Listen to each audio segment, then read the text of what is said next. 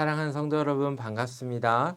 오늘은 우리가 구약 성경 통독 소선지서의 세 번째 이야기를 함께 나눠보도록 하겠습니다. 오늘은 우리가 스바냐, 학개, 스가랴, 말라기를 함께 살펴보도록 하겠습니다. 스바냐는 구시의 아들로서 그 이름의 의미는 여호와께서 숨기신다라는 의미를 가지고 있습니다. 스바냐의 고조부는 여러분들이 잘 아시는 그 히스기야 왕의 아들인 므낫세입니다. 스바냐는 왕실의 일원으로서 이 다윗 혈통, 그 메시아적인 그 혈통을 잇는 남은 그 희망의 한 조각이라고도 할 수 있겠습니다. 스바냐 선지자는 요시야 왕이 다스렸던 시대에 활동을 하였는데요. 주전 628년에 요시야 왕이 이교적 산당들을 제거하기 시작하였고 그 이후 622년에 요시야 왕이 율법책을 발견하고 대대적인 종교 개혁을 단행하였습니다. 스바냐는 요시야 왕이 율법책을 발견한 직후부터 활동한 선지자라고 할 수 있겠습니다. 스바냐서의 핵심 단어라고 한다면 바로 여호와의 날입니다. 이 여호와의 날은 여호와께서 강력하게 역사하시는 날이라는 의미를 가지고 있습니다. 이 남유다의 백성들은 여호와의 날을 오직 그 구원의 날로만 생각하고 기다렸는데요. 사실 이 스바냐서에서는 이 여호와의 날은 단지 구원의 날의 의미만 가지고 있는 것이 아니라 하나님을 믿지 않고 하나님을 따르지 않는 우상을 섬기고 살아가는 자들에게는 심판의 날이라는 그런 강력한 경고의 메시지를 담고 있습니다. 여호와의 날의 의미가 죄인들과 그리고 구원받는 의인들에게 각각 다르게 적용되고 있음을 우리가 알 수 있습니다. 스바냐서의 내용을 살펴보면 1장 1절에서 3장 8절까지의 말씀에는 여호와의 날에 있을 심판에 대해서 말씀을 하고 있는데요. 온 땅과 그리고 유다와 주변국과 예루살렘에 임할 심판을 말씀하고 있습니다. 3장 9절부터 3장 20절까지 말씀에서는 여호와의 날은 구원의 날임을 분명하게 선포하고 있습니다. 하나님을 신실하게 믿는 그런 남은 자들에게는 이 날이 구원과 회복의 여호와의 기쁜 날임을 분명하게 말씀하고 있죠. 스바냐 3장 17절 말씀은 너의 하나님 여호와가 너의 가운데 계시니 그는 구원을 베푸실 전능자시라. 그가 너로 말미암아 기쁨을 이기지 못하시며 너를 잠잠히 사랑하시며 너로 말미암아 즐거이 부르며 기뻐하시리라라고 말씀합니다. 성도 여러분, 하나님께서는 심판의 메시지로 우리를 경책하시고 또한 동시에 주의 성도들을 향하여 기쁨의 구원을 선포하시는 분이십니다. 그러므로 우리가 이 스바냐서를 읽으면서 하나님을 변함없이 신뢰하는 이 귀한 믿음을 가지고 장래에 우리에게 주실 참된 기쁨과 회복을 소망하면서 오늘도 하나님의 자녀로서 믿음의 거룩한 삶을 살아가기를 우리가 소원합니다. 이번에는 학개서를 살펴볼 것인데요. 학개는 주전 6세기에 바벨론 포로에서 돌아온 1차 귀환자 중에 한 명입니다. 바벨론 군대에 의해서 파괴되었던 그 성전을 회복할 때에 스가랴와 함께 활약했던 선지자입니다.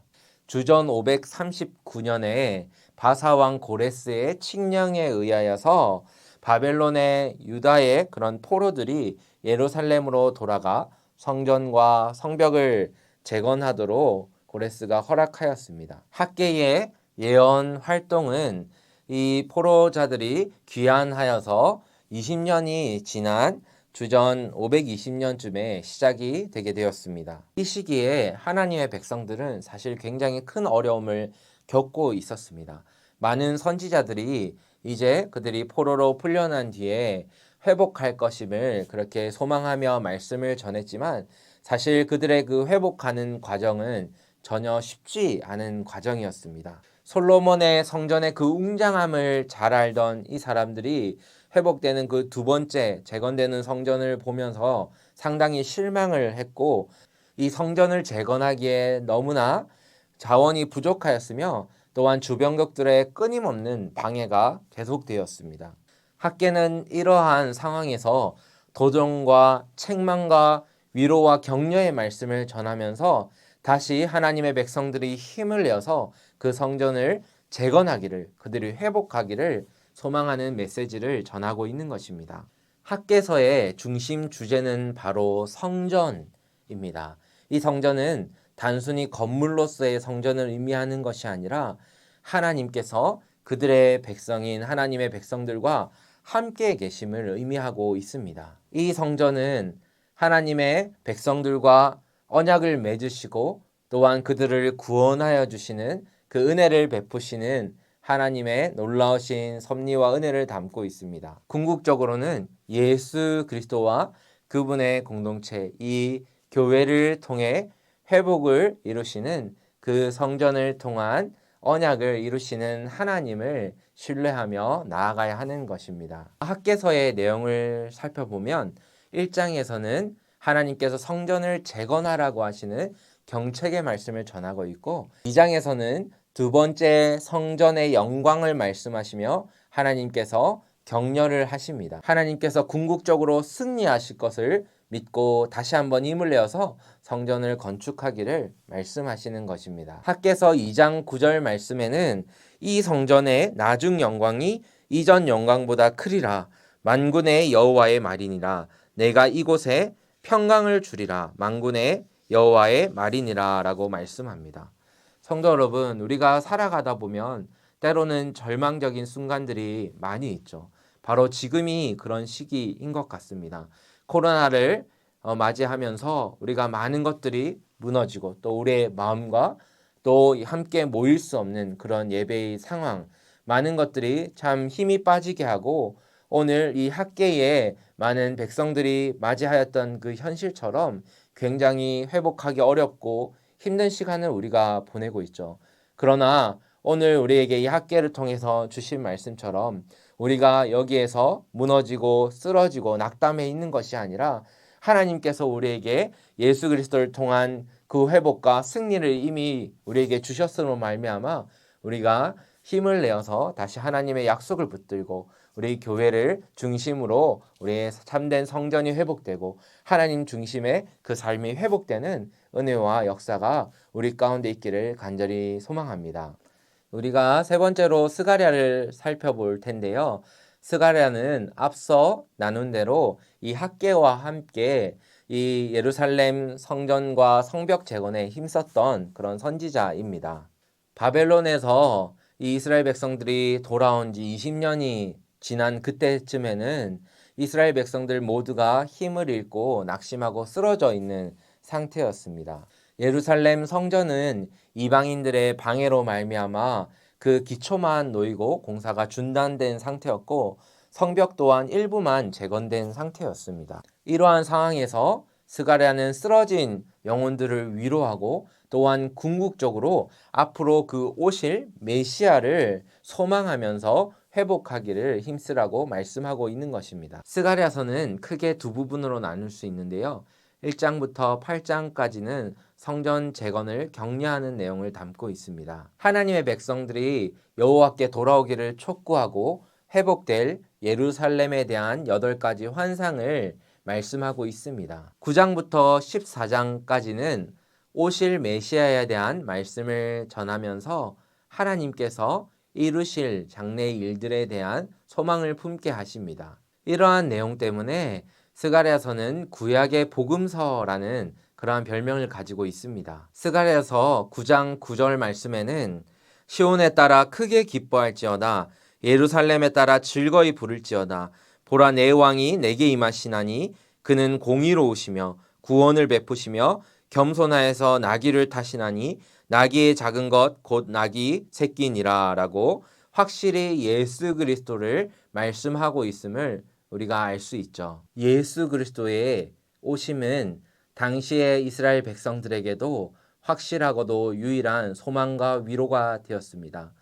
성도 여러분, 그런데 이것은 오늘 우리에게도 동일합니다. 이미 이 땅에 오셨고 우리의 모든 죄의 짐을 지시고 대신 십자가에서 죽으시고 부활하신 그 예수 그리스도의 영원한 생명으로 말미암아 우리에게 소망이 있음을, 그리고 앞으로 또한 다시 오실, 그리고 이 땅을 참되게 심판하시고 또한 참되게 회복하실 그 예수님으로 말미암아 우리에게 소망이 있는 줄 믿습니다. 그러므로 우리가 이 땅의 삶에서 지치고 낙심하여 쓰러지는 것이 아니라 하나님께서 주시는 그 약속을 간절히 붙들고 또한 다시 오실 예수님을 소망하면서 우리가 기쁨으로 우리의 성전을 또 성벽을 회복해 나가는 그런 놀라운 은혜가 있기를 간절히 소망합니다. 마지막으로 말라기를 살펴볼 텐데요.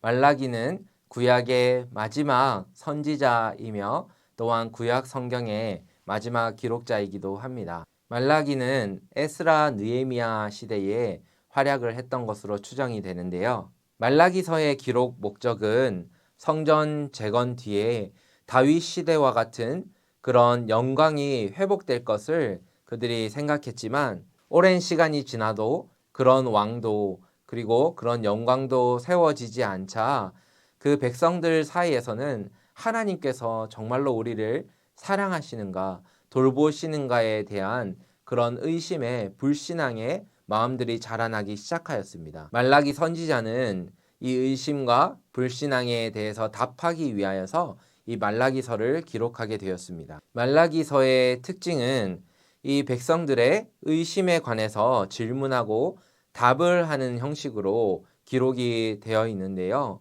총 6번의 이 문답 형식을 통하여서 진행이 되고 이 백성들이 의심을 품고 있었던 그 의심의 말을 인용하여서 그 질문을 하고 또한 하나님께서 거기에 대해서 답하시는 내용의 형식을 가지고 있습니다. 첫 번째 논쟁으로는 이스라엘 백성들이 하나님께서 우리를 사랑하시지 않는다라는 그 의심과 질문에 대해서 하나님께서는 내가 야곱을 택한 것처럼 너희를 택하였다라고 말씀을 하고 계십니다. 두 번째는 하나님께서 먼저 그들에게 질문하시는데요. 왜 너희가 나를 멸시하느냐라고 말씀하시자 이스라엘 백성들은 변명하듯이 우리가 언제 하나님을 멸시하였습니까? 라고 그렇게 말합니다. 그러자 하나님께서는 너희가 눈먼 것, 병든 것을 나에게 바쳤다라고 말씀하십니다.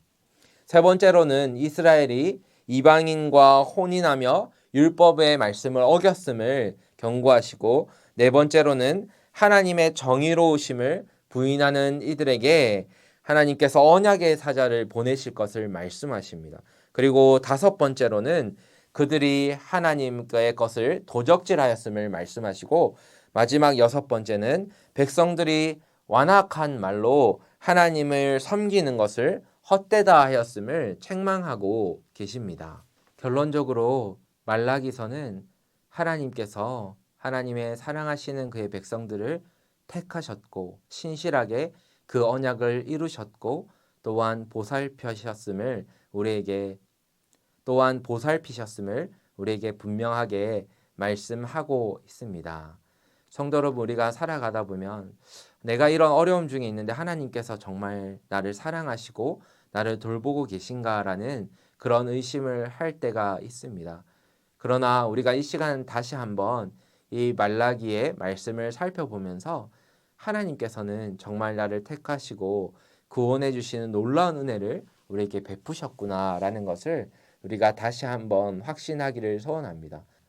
사랑하는 성도 여러분, 우리가 이렇게 구약의 예언서 말씀을 함께 지금까지 쭉 살펴보았는데요. 지금까지 오늘은 너무 수고가 많으셨습니다. 하나님의 말씀을 날마다 묵상함으로 우리를 구원의 길로 인도하시고 또 우리의 삶을 신실하게 지켜주시는 하나님의 은혜를 더욱 깨닫고 날마다 믿음의 삶을, 소망의 삶을 살아가시는 저와 여러분들 되시기를 간절히 소원드립니다. 아멘.